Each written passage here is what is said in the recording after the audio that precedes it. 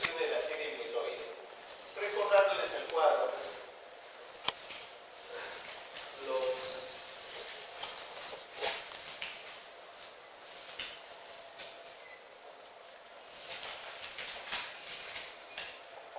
serie mieloide es el nombre que se le da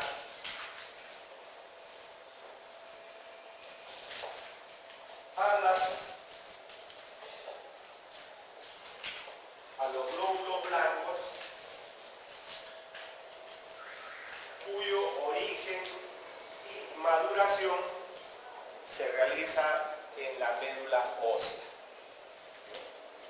A eso se le llama serie mieloide.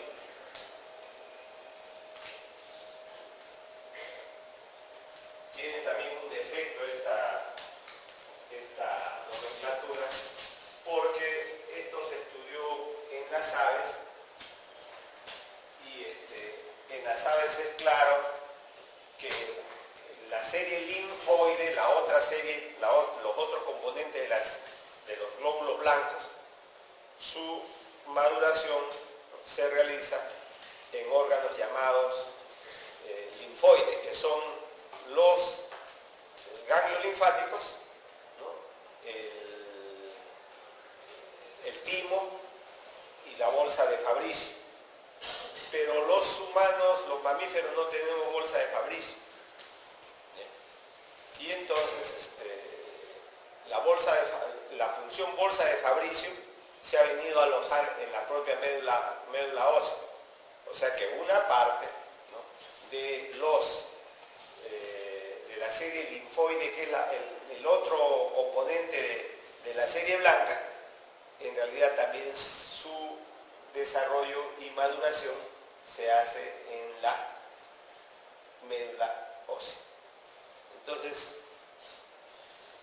en buena cuenta, serie mieloide es los glóbulos blancos que participan principalmente en la inmunidad inespecífica, ¿no?, en la inmunidad innata. Y entonces ahí están los granulocitos, los eosinófilos, los basófilos, ¿no?, y los monocitos. Mientras que los linfocitos se consideran que son parte de la llamada serie linfoide, que son las células efectoras de la inmunidad específica.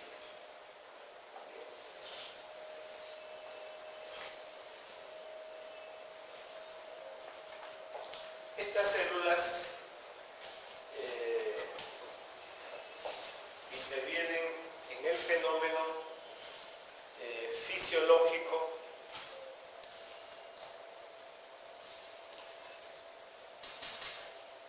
y fisiopatológico, que es la inflamación.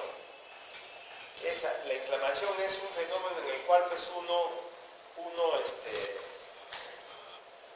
va a haber siempre la discusión si es solo fisiológico o si es fisiopatológico, porque permanentemente en nuestro organismo, ¿no?, nuestra piel, nuestros órganos nuestro tubo digestivo está siendo sometido a cargas bacterianas, ¿no es cierto?, microbianas, que todo lo que intentan pues esos seres es reproducirse, ¿no?, encontrar un medio, ¿no?, que les permita reproducirse y continuar el proceso de la vida.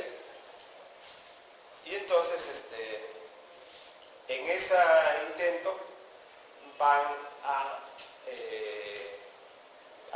tratar de aprovechar todo resquicio que se le presente, pequeñas fisuras, lesiones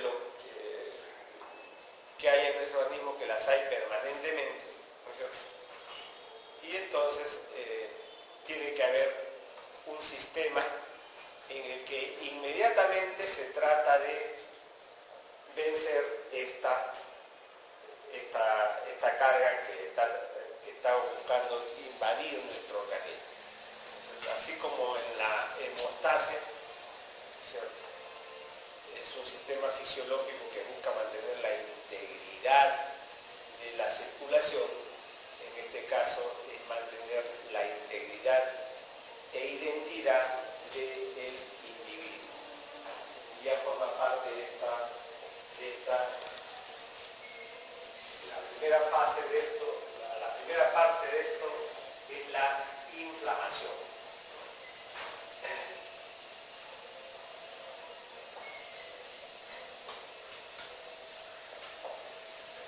La inflamación tiene 5 componentes. El dolor, cuando un tejido se inflama, se produce dolor, porque aumenta la producción de sustancias locales que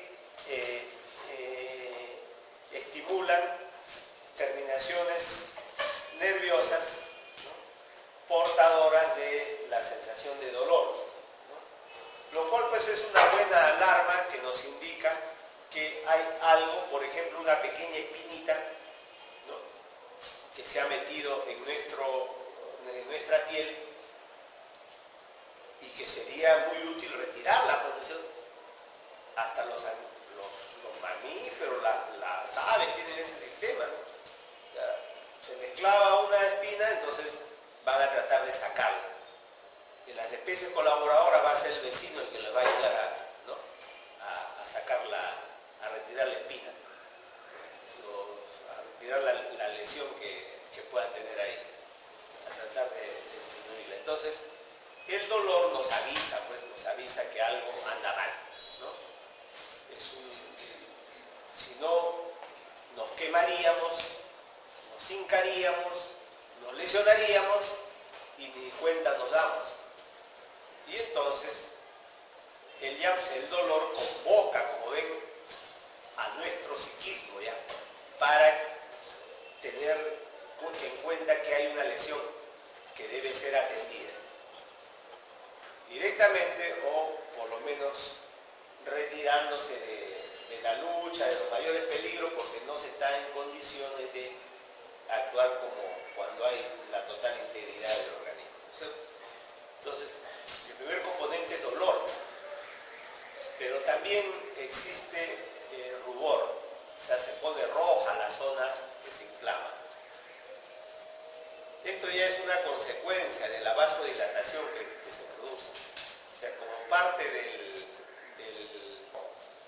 de convocar células y sustancias existentes en la sangre que necesitan concentrarse en esta zona, entonces se produce vasodilatación. Y esa vasodilatación es la que produce el color rojizo, ¿no?, o sea, el rubor de la zona.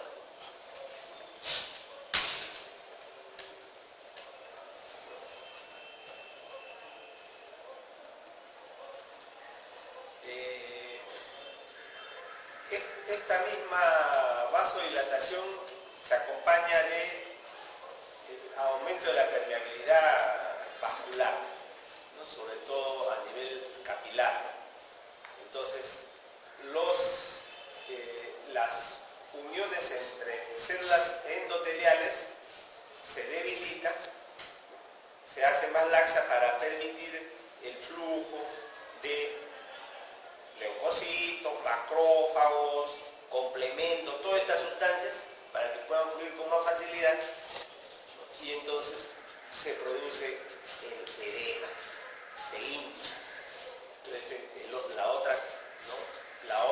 el otro componente, como una mnemotecnia para acordarse, se le llama tumor, pues hay una tumoración, ¿no? O sea, estamos hablando de dolor, ¿no?, rubor, tumor, ¿no es cierto? Y el otro componente es calor, se calienta en la zona, habitualmente está a una temperatura mayor. Esto es por toda la intensidad de los fenómenos físico-químicos que ahí ocurren, ¿no? La lucha demanda pues utilización de energía, ¿no?, con gran liberación de calor, como en cualquier reacción química o actividad mecánica, ¿no?, se produce calor como una componente residual de estas reacciones químicas. Y entonces ese es el otro componente, calor. Y un quinto componente que se reconoce en los tiempos actuales. Los otros cuatro eran los componentes clásicos, ¿no? desde muy antiguo reconocidos como parte de la inflamación. Pero ahora se reconoce además también que hay un componente que es de impotencia funcional o disminución de la capacidad funcional del órgano afectado. El órgano afectado también disminuye su capacidad funcional. Esos son los componentes. Bien.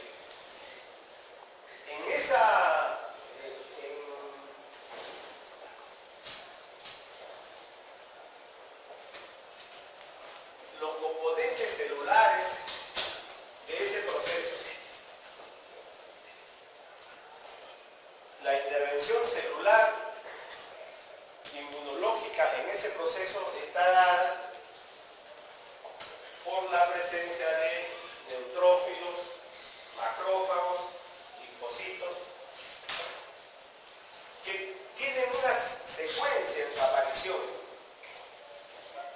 Y hay una primera fase, o fase de iniciación, en la que son muy activos los basófilos, macrófagos y polimorfos nucleares. Los basófilos quizás está mal puesto ahí. Los basófilos intervienen, pero más intervienen células muy similares a los basófilos, que son los mastocitos, que son casi indistinguibles los macrófagos, con la diferencia, de los basófilos, con la diferencia de que los mastocitos son células que permanecen acantonadas, ¿no?, en las inmediaciones de los tegumentos del organismo. El epitelio, de las capas,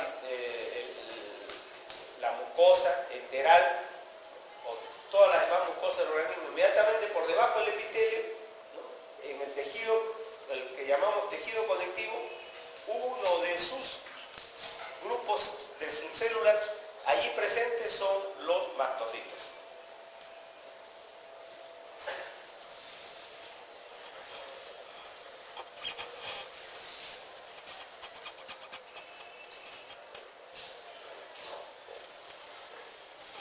Los macrófagos están también allí presentes, y los polimorfos nucleares, neutrófilos, lo están en poca cantidad, pero sobre todo concurren inmediatamente.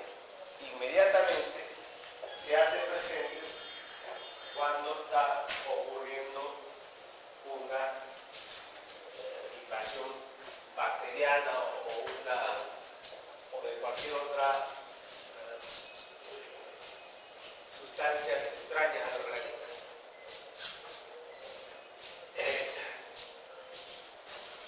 En una segunda fase es muy notoria la presencia de macrófagos y los linfocitos. O sea, ya aparecen los linfocitos, prácticamente desaparecen los polimorfos nucleares neutrófilos, ya los mastocitos también disminuyen su presencia, y el cuadro histológico es de macrófagos y linfocitos. Esto ustedes lo han visto en histología. Cuando ven un corte en el cual hay una inflamación reciente, entonces lo que se ve son polimorfos nucleares. Cuando la inflamación ya es crónica, ¿no?, cuando se prolonga durante varios días,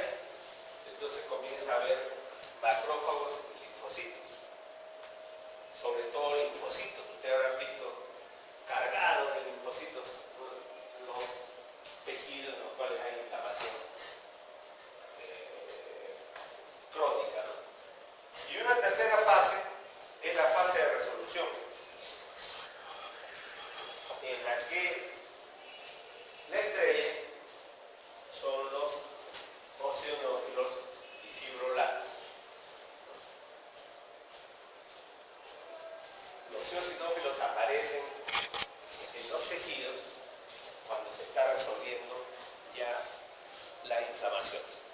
Y también aparecen en la sangre, porque están viajando pues, ¿no? de la médula ósea hacia los tejidos. Y entonces aumenta algo su número en la sangre. Tal es así que durante un tiempo, y todavía se sigue empleando porque es útil, en algunas infecciones, ¿no? Es un marcador, pues son los eosinófilos. Cuando una fiebre tifoidea, por ejemplo, en la fase aguda de la fiebre tifoidea uno no encuentra eosinófilos casi en sangre. Se ausentan, diríamos, María. No es tanto, sino que los otros grupos son los que aumentan. Y reaparecen después los eosinófilos en cuanto el cuadro infeccioso se está resolviendo. Y eso lo utilizamos en clínica cuando estamos frente a una infección más o menos severa, fuerte, y pedimos hemogramas seriados. Entonces en alguno de ellos comenzamos a ver que ya aumentan el número de eosinófilos. Entonces decimos, bueno, ya ese es un buen signo, ¿no? Significa que ya se está venciendo la infección. Están apareciendo los eosinófilos porque su función tiene que ver con eso, con levantar la inflamación. Y por supuesto también aparecen en los tejidos, en la sangre no hay, los fibroblastos, ¿no? En el corte histológico es posible ver que hay un incremento de fibroblastos porque está la cicatrización es parte del cuadro de resolución del proceso inflamatorio. Bien, ustedes ven que en las tres fases los macrófagos están presentes, o sea, son el eje. Son el eje, son las células que orquestan mediante su actividad y sus secreciones, ¿no? Todo el proceso inflamatorio, interactuando con neutrófilos y mastocitos en la primera fase, con linfocitos en la segunda fase y con eosinófilos y fibroblastos en la tercera fase o de resolución de la inflamación. Acá vemos nosotros, la vez pasada señalamos cuando se produce una herida, ¿cierto? No es pues una herida aséptica, eso solamente ocurre en la cirugía. Y aún así, en la misma cirugía, por más que se limpie, siempre hay algunos gérmenes, ¿no? Hay unas anfractuosidades de la piel. Entonces, cuando hay alguna lesión, siempre va a haber también la presencia de microorganismos. Un fenómeno que ocurre está relacionado con la hemostasia, pero el otro fenómeno inmediatamente concurrente también es la respuesta inmune innata, en la que intervienen los mastocitos, produciendo, por ejemplo, la histamina, que es la que provoca la vasodilatación de los capilares, la retracción de las células endoteliales con incremento de la permeabilidad. O sea, el edema y el dolor, porque la histamina es un estimulante de las terminaciones nerviosas sensitivas que conducen el dolor. Entonces la histamina secretada por los mastocitos o basófilos es el principal estímulo químico para explicar aumento de permeabilidad y dolor. Pero también están las células fagocíticas, o sea, los neutrófilos y los macrófagos, que comienzan inmediatamente el proceso de fagocitar a las microorganismos que han penetrado con la herida.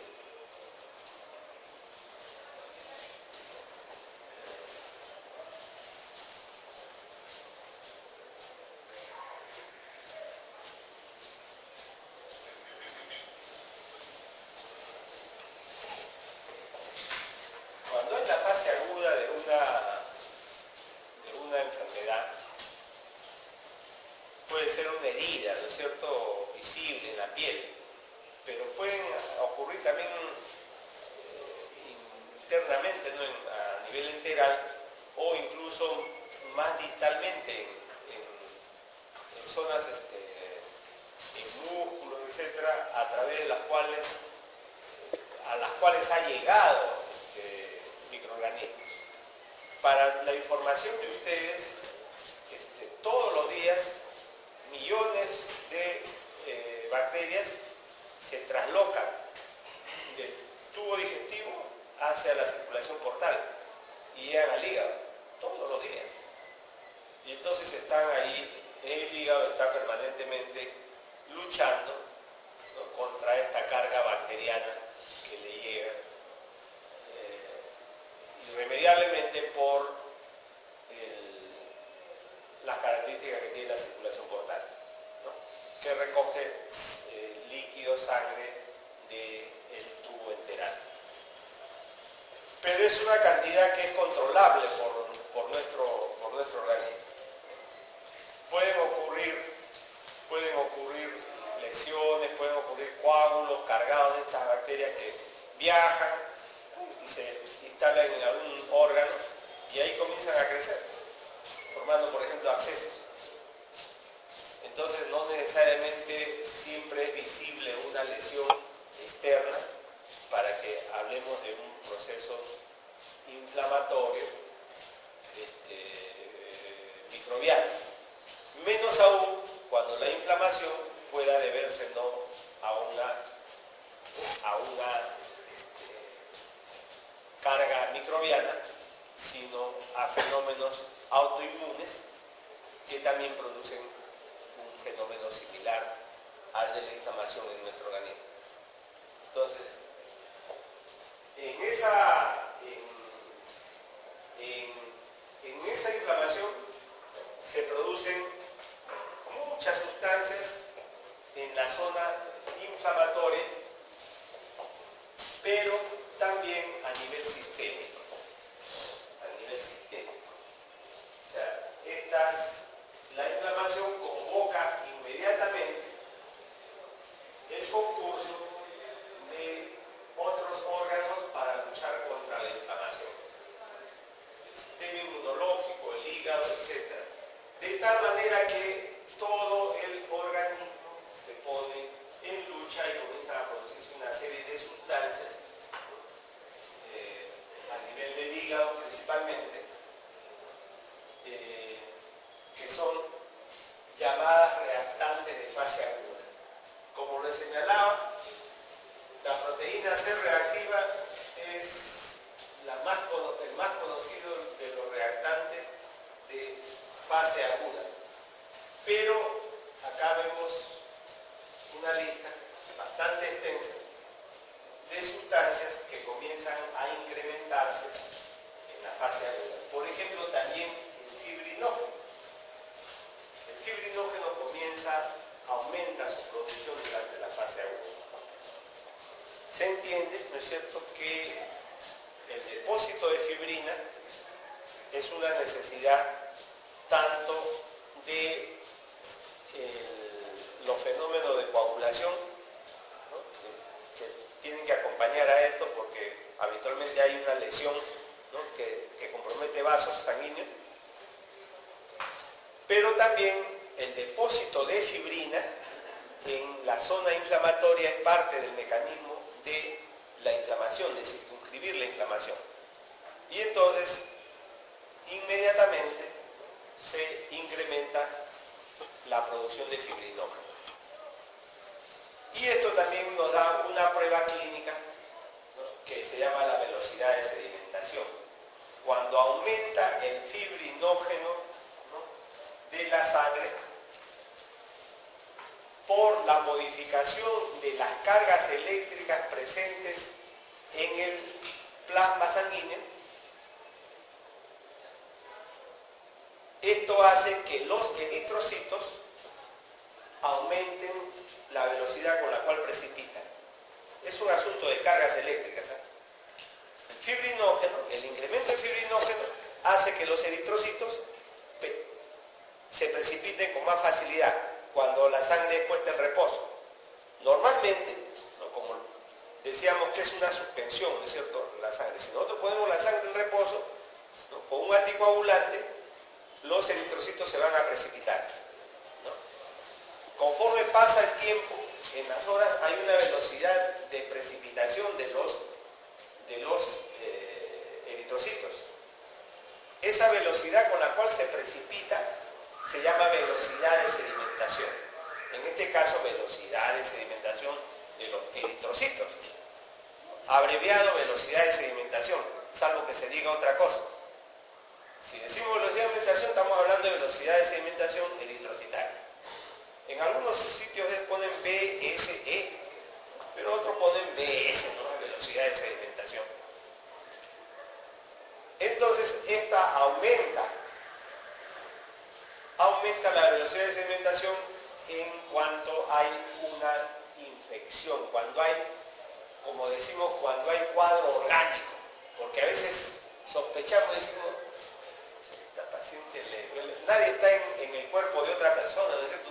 La paciente puede percibir un dolor, ¿no?, o sugestionarse que tiene un dolor donde no hay realmente un dolor importante, ¿no?, o no hay motivo para que duela.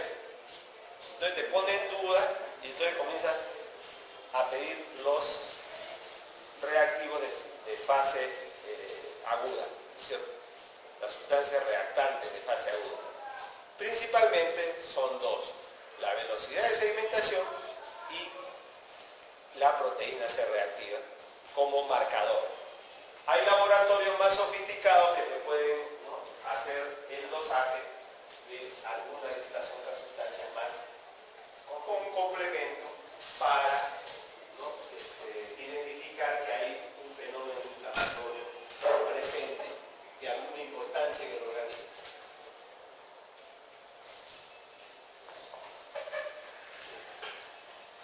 De los traumas, microorganismos,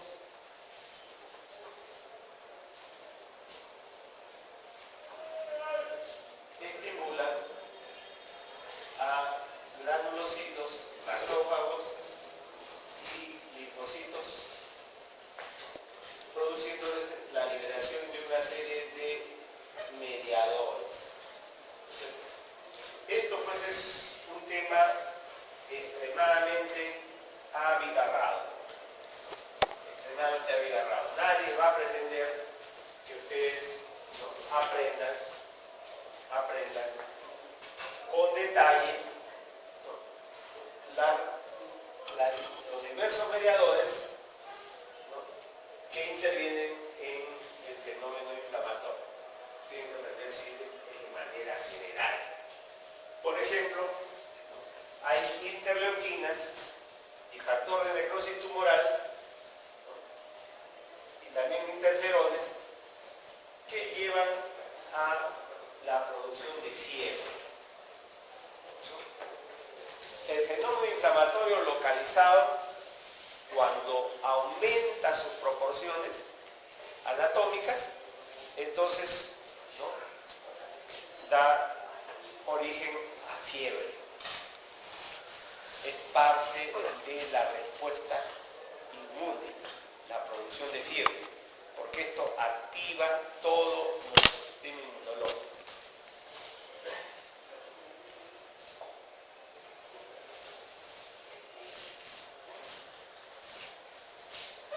Otras de las sustancias producidas en la zona inflamatoria activan la producción de proteínas de fase aguda en el hígado. Otras son los llamados factores estimulantes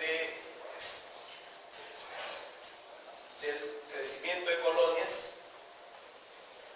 para activar la leucocitosis.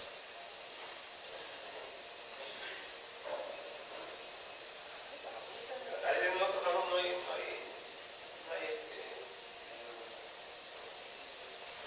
se la están llevando abajo. ¿Ah?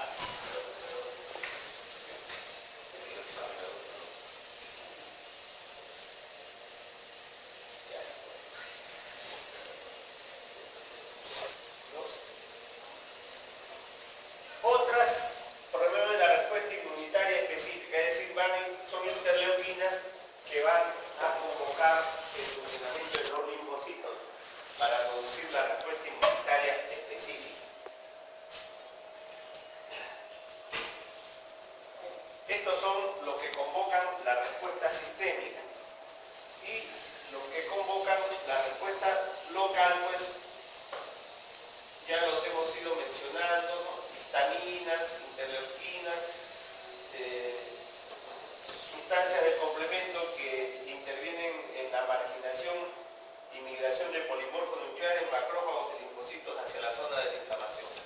Entonces hay una respuesta local y una respuesta sistémica.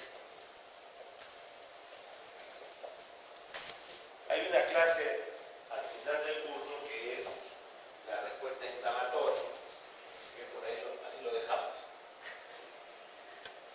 Bien. Los diversos grupos celulares producen estas sustancias. Los polimorfos nucleares, los mastocitos, las plaquetas, los macrófagos, producen todas estas sustancias que intervienen en el fenómeno inflamatorio. Y hay mediadores llamados mediadores humorales porque vienen a través de la sangre, no son secretados por las células que están presentes en la zona de la lesión, sino son de origen más distante. Habitualmente del hígado, del vaso, de los linfáticos.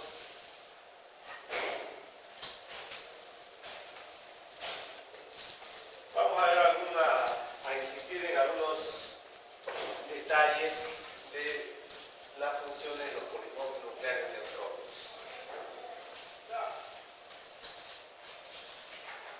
Su primera función es fagocitosis. Fagocitar bacterias, sustancias extrañas, fracciones de cuerpos extraños, etc. Fagocitarlas, hacerla desaparecer para tratar de digerirla. Y su otra función es que participan en el fenómeno inflamatorio, que ya estamos viendo que tiene un componente local y tiene un componente sistémico.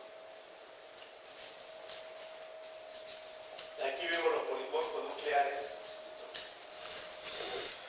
que he llamado así porque los núcleos tienen diversas formas, todas ellas a manera así de salchichas estranguladas en diversas partes, que le da esa característica pues, llamada polimorfos nucleares, que contrasta un poco con la forma de los juveniles, en los cuales no existen estas estrangulaciones. Esto es solamente una pieza alargada en forma de un bastón, o se llama abastonado, tiene callado, con L. Bien, estos son los polimorfos nucleares ya vistos en microscopía electrónica. Y lo que tienen pues en sus gránulos son diversas sustancias que sirven para digerir lo fagocitado y para incrementar la reacción inflamatoria. Se reconoce la existencia de gránulos primarios, o sea que están precargados en los granulocitos, gránulos secundarios que se van a formar cuando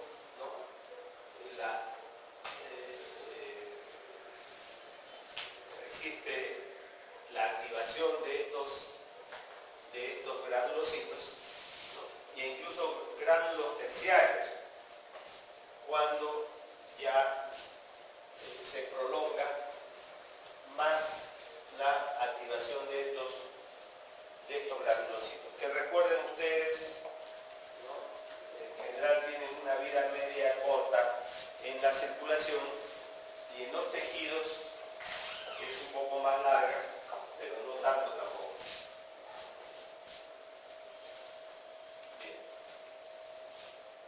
Bien. Son diversas sustancias.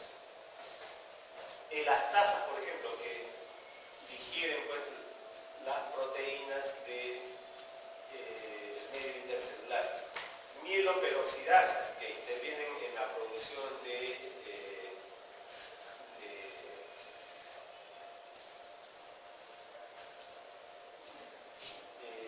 hipoclorito, por ejemplo,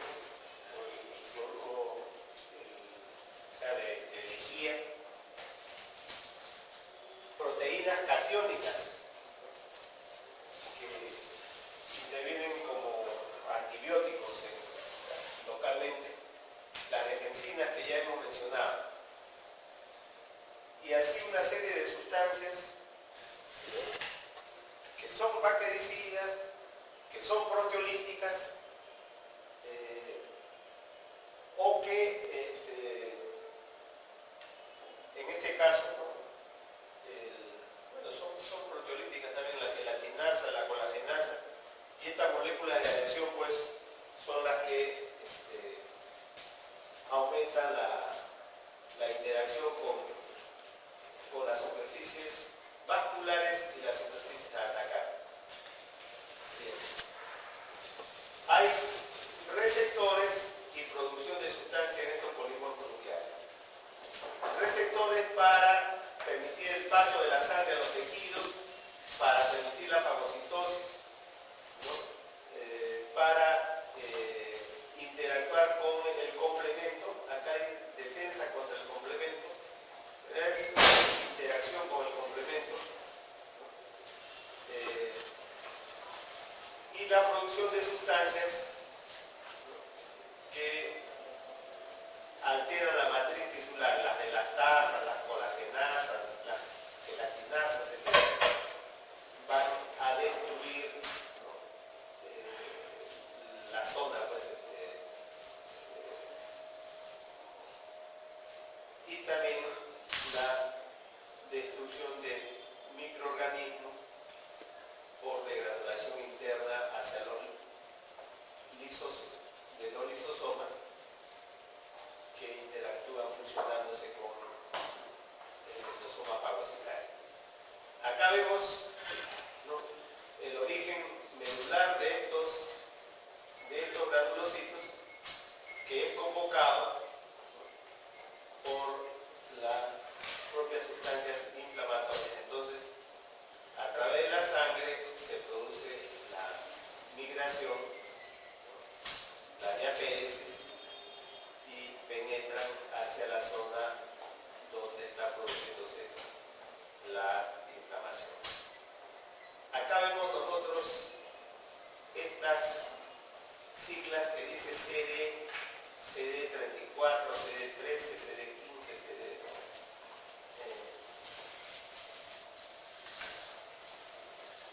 significa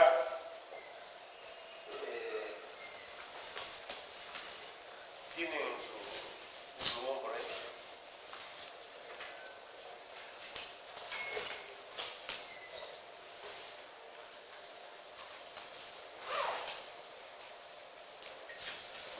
Grupo de diferenciación.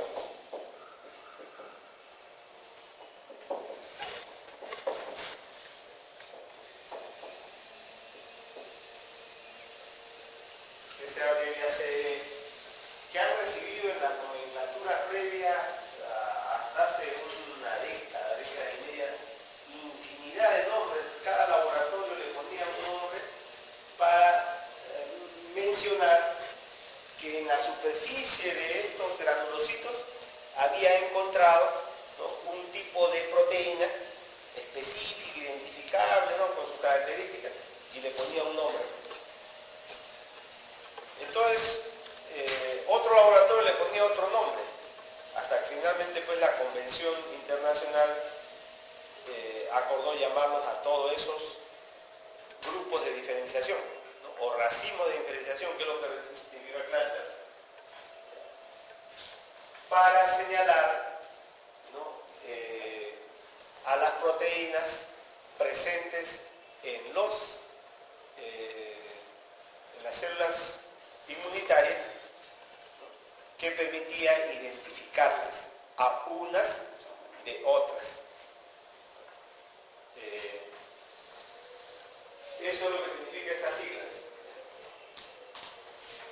Significa que a lo largo del proceso de maduración de un granulocito se van expresando en su membrana celular, ¿no?, se van adicionando, ¿no?,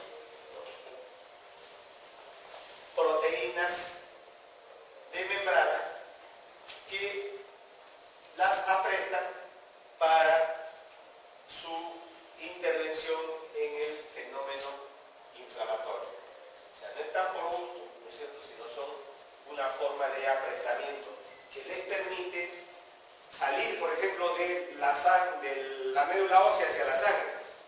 Porque ¿cómo se escapan? ¿No es cierto? O sea, estarían permanentemente escapando. No, para que puedan salir tienen que tener una proteína que les permita, ¿no?, relacionarse con la salida y poder desprenderse de esa salida. Si no, ¿cómo salen? Para poder adherirse, ¿no?, al endotelio, tiene que tener proteínas que le permitan adherirse al endotelio, interactuar con el endotelio, interactuar con las sustancias que vienen de acá de la zona inflamatoria para llegar y para lograr migrar. O sea, tener proteínas que le permitan interactuar con los microbios. Todo eso es algo que se va haciendo, ¿no?, a través de un proceso de maduración del granulocito.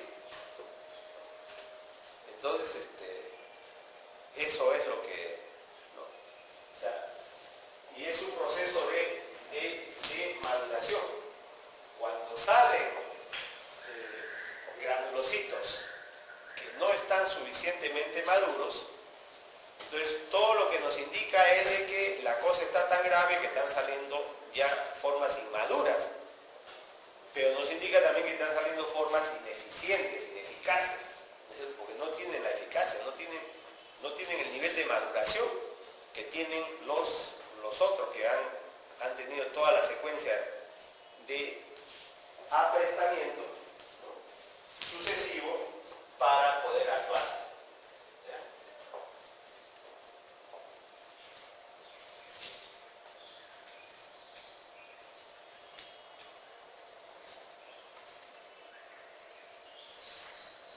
Aquí está, como el neutrófilo viene a una fase que se llama rodamiento, porque como si rodara sobre la pared del endotelio, su activación, su adhesión y la diapéresis y la migración hacia la zona donde está la herida, está la lesión. Convocada por, ¿no?, las partes del complemento. Funciones de los basófilos y mastocitos. Su función es básicamente la inflamación, ¿no es cierto? O sea, no tienen función fagocítica, a diferencia de los granulocitos, que son células fagocíticas, ¿no? Los mastocitos y basófilos no tienen función fagocítica, intervienen en la inflamación.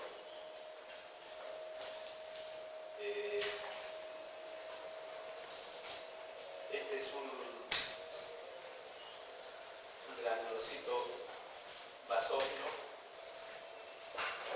visto en microscopía y está cargado pues de gránulos que contienen histamina, heparina, factor activador de plaquetas y otras sustancias como prostaglandinas, etcétera, que concurren a la inflamación. Tienen, por supuesto, en su superficie proteínas que le permiten la migración y su activación para poder secretar esas sustancias. Estas mucosas, la histamina secretada, por ejemplo, incrementa la producción de mocos y de líquidos que arrastran al microorganismo infectante. Cuando es muy rápido, no es que una persona es muy rápido, abrimos un libro viejo donde hay pues hongos, esporas, ácaros, etc. Aspiramos inmediatamente, una persona comienza el fenómeno inflamatorio, ¿no?, y producción de moco y de líquido. Función de los mastocitos, que secretan histamina comienza a producir moco y líquidos. ¿Qué es lo que busca eso? Arrastrar al microorganismo infectante, retirarlo de ahí, excluirlo. Eso se llama exclusión de antígeno. Busca que no penetre al interior del organismo porque lo reconoce como una noxa. En algunas personas esto es exagerado. ¿No? Más o menos en el 20% de las personas tienen lo que se llama atopia. Atopia.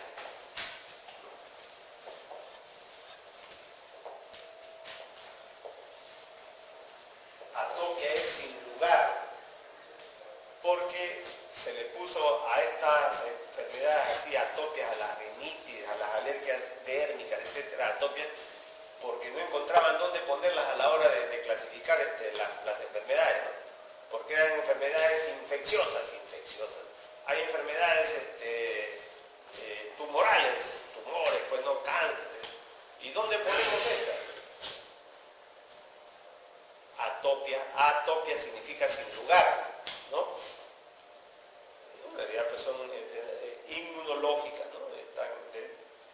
Y no son tan extrañas como el nombre puede sugerir al inicio. Bien. En la mucosa intestinal, esta misma histamina y otros productos de los mastocitos pueden dañar a los helmintos, favoreciendo su eliminación, sobre todo a aquellos helmintos que están en estado todavía de juveniles, de larva.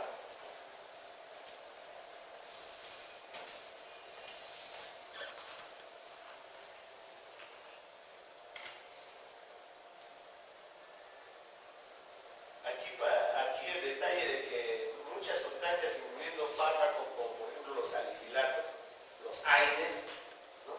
Pueden producir la activación de los mastocitos, produciendo reacciones alérgicas muy violentas. Hay personas que mueren por el consumo de AINES, ¿no es cierto?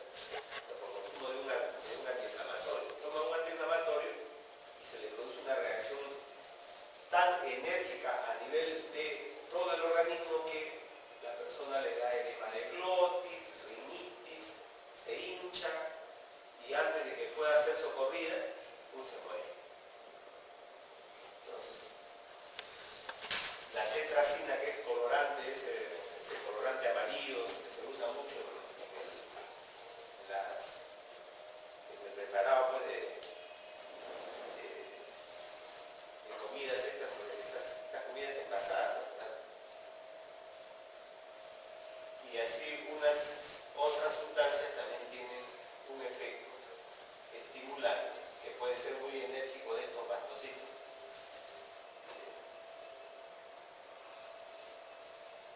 Acá vemos los monocitos macrófagos. Monocitos es en circulación, ¿cierto? Macrófagos cuando están ya en los tejidos. Es la misma célula, pero que al pasar a los tejidos comienza a crecer y a engordar. Crece. Se hace una célula muy grande, muy voluminosa.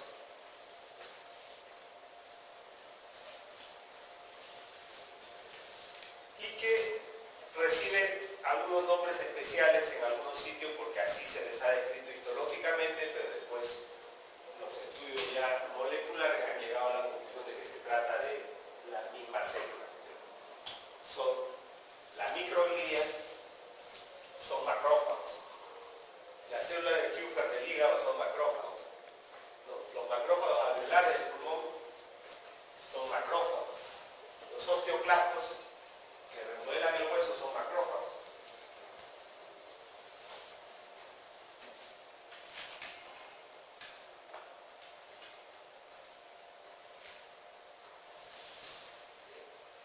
¿Cuáles son las funciones de estos macrófagos? Son múltiples realmente. El macrófago es una combinación de un hepatocito con un granulocito, digamos. Tiene todas las funciones que tienen los hepatocitos prácticamente. O sea, todo lo que hace un hepatocito lo hace también un macrófago. Es una célula con mucha capacidad. El hígado pues tiene la función de degradar toxinas. Todo lo que ingresa a nuestro organismo a través del tubo digestivo pasa por la lentamente es separada las sustancias que son cenóticas, extrañas al organismo, y comienzan a ser degradadas. A la primera pasada nomás habitualmente la mitad de las sustancias extrañas ha sido degradada, ¿no? Entonces captada y degradada. Entonces, los macrófagos tienen función similar, pero ambulatoria, están ahí en los tejidos, tienen funciones similares a las del hepatocito, pero tienen una función fagocítica también importante. O sea, son células fagocíticas por excelencia. Se fagocitan bacterias, se fagocitan células enteras, participan en la inflamación produciendo sustancias que convocan a granulocitos y a linfocitos y a eosinófilos en inflamación. Es el activador inicial de la respuesta inmune específica.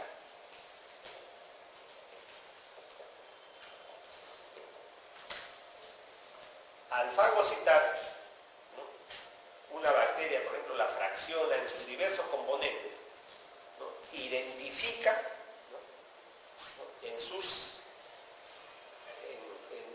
retículo endoplásmico, ¿no?, termina identificando aquellas partes de la bacteria que son más significativas como sustancias extrañas a nuestro organismo, ¿no?, y características de esa bacteria, ¿no? Y entonces eso es llevado a través del proceso de síntesis que ya ustedes comprenden, de síntesis de membranas, ¿no?, expuesto en la membrana celular del fagocito, del macrófago.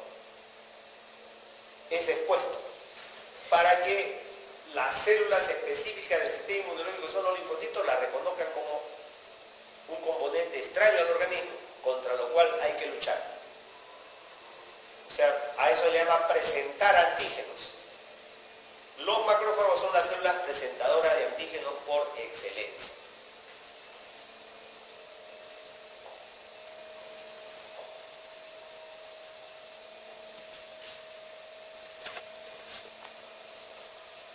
Intervienen en la remodelación de los tejidos, significativo en el caso de los osteoclastos, pero en todos los demás tejidos también los macrófagos están, ¿no?, destruyendo las partes que están vencidas, ¿no?, deterioradas de los tejidos, proteínas que se han roto, proteínas que han cambiado su configuración espacial, todo eso está siendo retirado por los macrófagos, ¿no?, que están permanentemente, pues, remodelando tejidos. Intervienen en la cicatrización de las heridas por la activación de los fibroblastos, ¿no?, y tienen una amplia función secretora de sustancias que forman parte de las sustancias disueltas en los líquidos orgánicos de la sangre, algunas de ellas similares a las que produce el hepatocito. Esta es una microfotografía electrónica que ha sido después coloreada, porque las microfotografías electrónicas son grises, no hay colores, ¿no? El color ha sido agregado después para mostrar cómo un macrófago que está patrullando, por ejemplo, en algún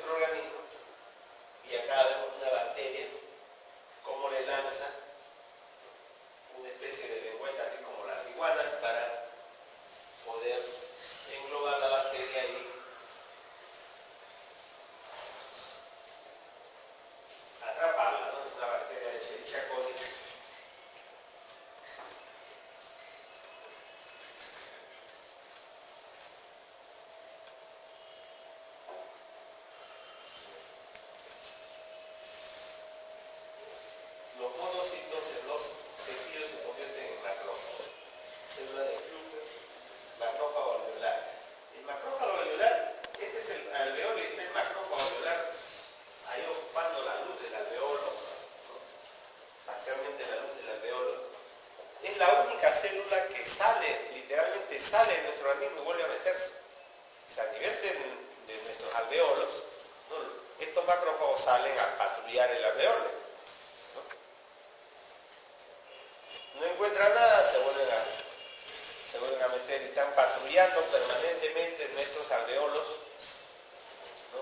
Pulmonares para eliminar toda sustancia extraña, bacteria, microorganismo, lo que hay ahí, comérselo, eliminarlo. Los que han pasado, ¿no? Que han llegado hasta el alveolo, que son escasas, porque tenemos el diseño de nuestras vías respiratorias de tal manera que aumentan la turbulencia del aire que inspiramos, ¿no? De tal manera que choca el aire, choca contra paredes de nuestro árbol respiratorio, para que quede atrapado las partículas que queden atrapadas en el moco, ¿no es cierto? Y al final al alveolo llegue aire prácticamente filtrado, ¿no? Actúa como un filtro adherente la mucosa de nuestro árbol respiratorio. Pero ya el alveolo ya no es una mucosa, ¿no es cierto? Ya no produce moco, ahí no hay moco. Ahí es la superficie de intercambio gaseoso, que todo lo que tiene es una delgada capa de líquido con la sustancia además surfactante que después veremos. Y ahí esa cavidad, que es el alveolo, está siendo permanentemente patrullada por los macrófagos, que salen y vuelven, salen y vuelven. Los osteoclastos, que son las células encargadas de destruir hueso para remodelarlo, son macrófagos. Y las células de Langerhans también.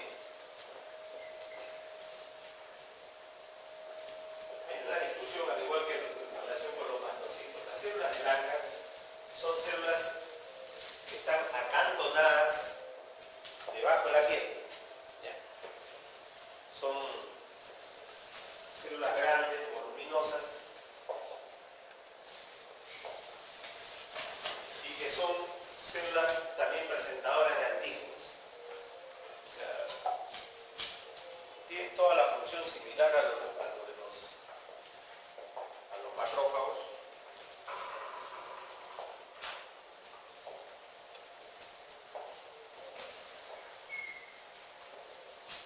Pero son una variedad de células macrófagos.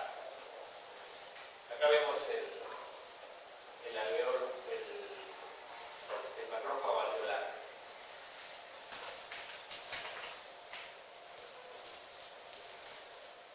Miren, los macrófagos producen diversos tipos de sustancias, citoquinas, pero también factores de coagulación. Por eso decía, el hígado produce, pero los macrófagos también producen factores de coagulación, séptimo, noveno, décimo, factor activador de platinógeno, factor 5, factores que actúan sobre el endotelio. Acá vemos una lista un poquito más grande, ¿no?, de sustancias producidas por los macrófagos. Y por supuesto, al igual que estas otras células tienen superficies, ¿no?, en su superficie proteínas que le permiten la interacción con otras células y secretan, ¿no?, sustancias o expresan proteínas que le permiten ejercer su función de presentación de antígenos, como acá estamos señalando el antígeno que presentaba en esta proteína, y producción de sustancias que intervienen en la respuesta inflamatoria. También producen radicales de oxígeno y óxido nítrico, que son sustancias bactericidas. El óxido nítrico es el más potente vasodilatador que se conoce. Ya lo hemos mencionado como neurotransmisor, ¿no es cierto?, retrógrado a nivel del sistema nervioso central, ¿no?, como un neurotransmisor de tipo gaseoso, porque es un gas.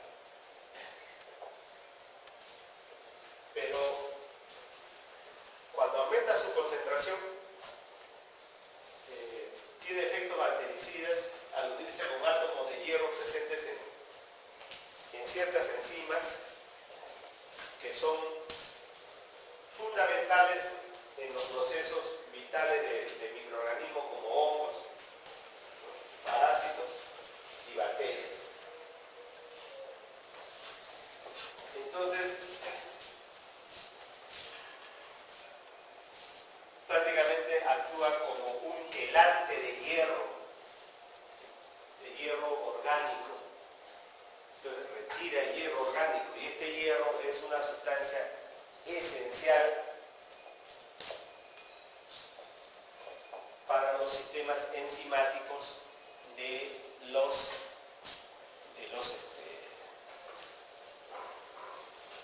estos microorganismos. Equivale a que nosotros, ¿no es cierto?, a la función que tiene el cianuro, por ejemplo, entre los mamíferos, que utiliza la cadena de transporte de electrones, o sea, y mata pues en segundos, ¿no es cierto? Te mata porque sencillamente te bloquea todo el aprovechamiento del oxígeno. No puedes producir energía, ¿no? Bruscamente se te bloquea tu forma de producir energía y la persona va a morir rápidamente. Igual sucede con las bacterias. El óxido nítrico actúa así como un potente bactericida y es producida por los macrófagos para matar las bacterias.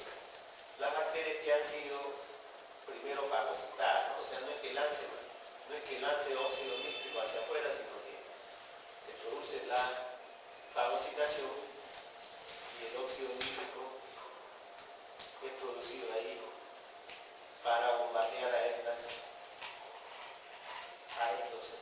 microorganismos que de esa manera son matados. O sea, bacterias.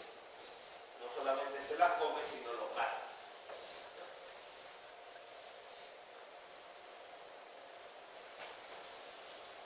Vamos a volver sobre esto en una clase al final, que es el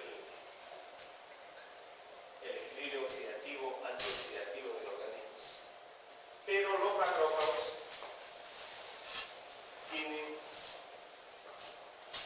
forman diversos radicales oxidantes. Desde singlete del oxígeno, superóxido, peróxido de hidrógeno, o sea, el agua oxigenada, radicales hidroxílicos, o sea, OH, o sea, alcohol,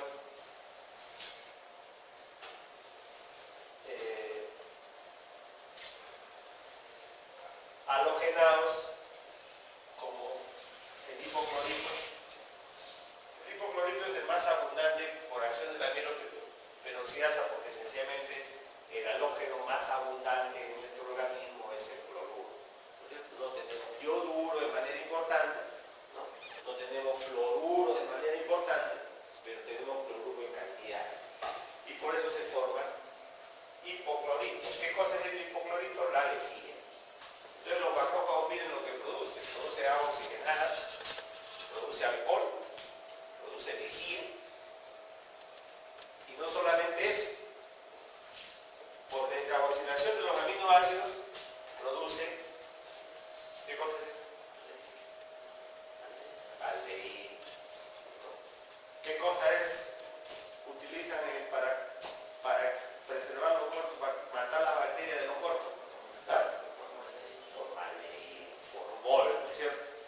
Entonces, mire, produce formol, produce alcohol, produce agua oxigenada, ¿no? Y produce lejía. O sea, todo lo que en la industria usamos para tratar de evitar la proliferación de bacterias. Lo produce localmente, primero se lo come y después ahí lo produce, lo bombardea con esta sustancia para matarlo.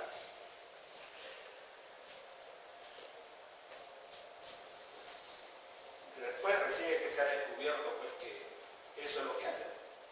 Pero ya desde antiguo se sabía que el formol puede disminuir la proliferación bacteriana, o el alcohol disminuye la proliferación bacteriana. Con el agua oxigenada disminuye, mata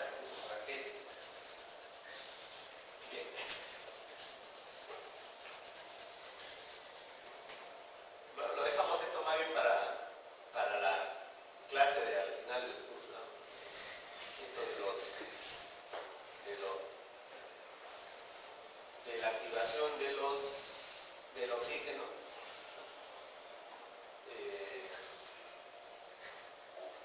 Y la extraña denominación pues, de triplete y de singlete que tienen la forma molecular del oxígeno, o sea, O2, tiene dos formas principales. La más abundante, ¿no? Es el estado fundamental, es el oxígeno llamado triplete. Se le llama así triplete sencillamente porque el spin, ¿no?, de su molécula tiene tres alineaciones posibles en un campo magnético. Como tiene tres, se le llamó triplete.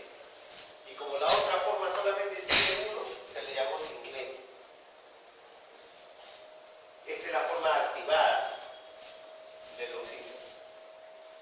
La forma inactivada presente en el ambiente es el oxígeno triplete. Pero eso le permite la captación de electrones y a través de la captación de electrones la formación de radicales oxidantes.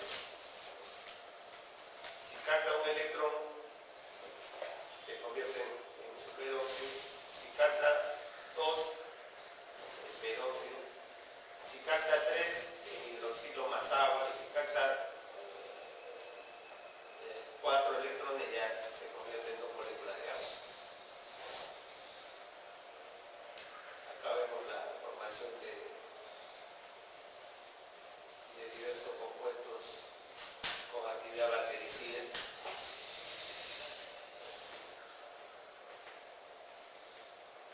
Es lo mismo.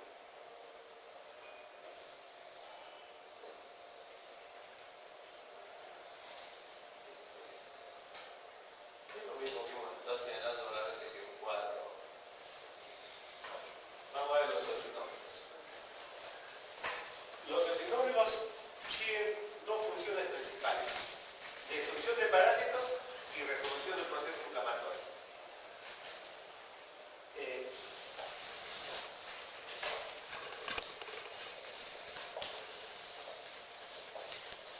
Los macrófagos, los granulocitos, están más bien diseñados para luchar contra microorganismos.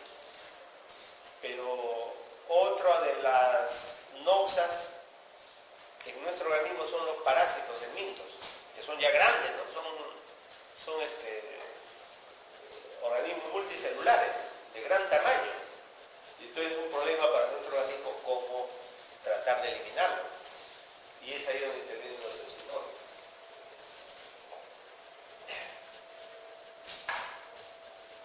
Porque liberan, no fagocitan, sino liberan hacia el exterior. O sea, se les pegan, los eosinófilos se les pegan a los parásitos y les liberan exocitosis, ¿no? Como dice un colega, le entregan, ¿no? Sustancias que le van a atacar su superficie de estos parásitos, ¿no?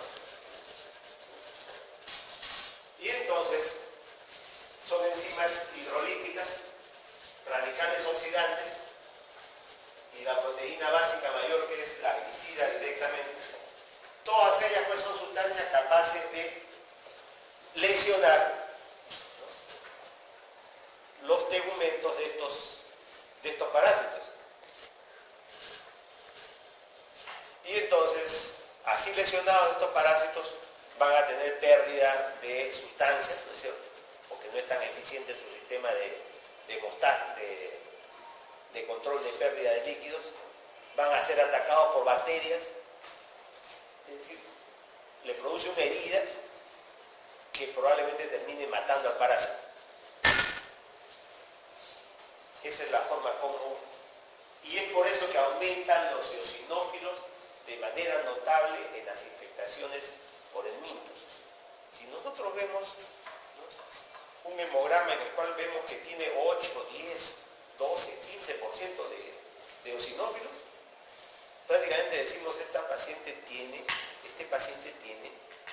una infestación por helminto, o sea, tiene larvas en su Ascaris probablemente, que es uno de los que más reacción de este tipo produce en su tubo digestivo. por eso su organismo está produciendo eosinófilos en cantidad para poder atacar, ¿no?, a esos tejidos.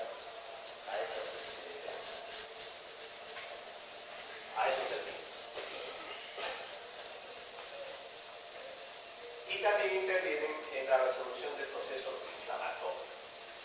Entonces, por eso es que aumentan, les vuelvo a decir que aumentan los eosinófilos, que prácticamente desaparecen o disminuyen en las inflamaciones muy agudas. En otras se mantienen las cifras que consideramos normales, pero cuando comienza a resolverse aumentan un poco los eosinófilos. Comienzan a aumentar. No mucho, no mucho, pero encontramos eosinófilos 5%, 6%. Entonces nos dicen, está resolviendo ese proceso inflamatorio.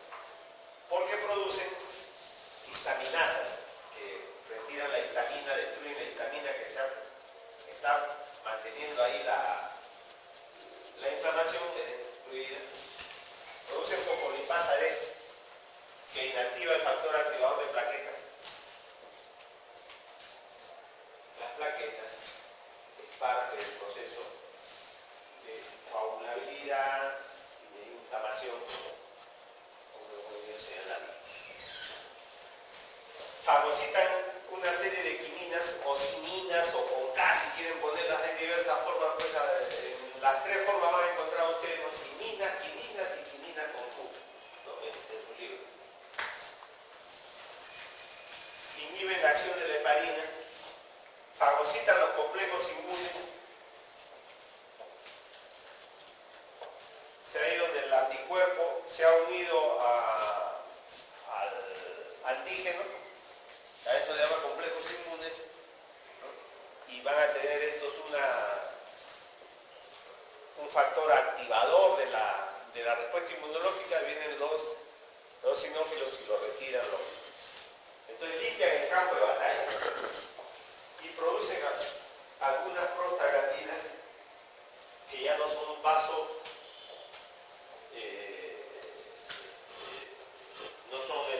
no son tromboxanos, no son prostaglandinas vasoconstrictoras, sino prostaglandinas vasodilatadoras que tratan de restituir la circulación normal de la zona, ya no circunscribirla. Entonces, esa es la función que tienen los eosinófilos. Acá vemos un cuadro en el cual se señala las diversas funciones que cumplen mastocitos y basófilos, que siempre lo van a poner juntos en sus libros, y eosinófilos, que más o menos es el resumen de lo que hemos estado señalando. Yo lo presento para que le den su leída, con toda seguridad se le va a quedar más firmemente. Y esto es lo mismo, pero en gráfico. Los mastocitos activando la respuesta inflamatoria y los eosinófilos desactivando, actuando en momentos que son diferentes, ¿no es cierto? No actúan en el mismo momento. Este es al inicio de la respuesta inflamatoria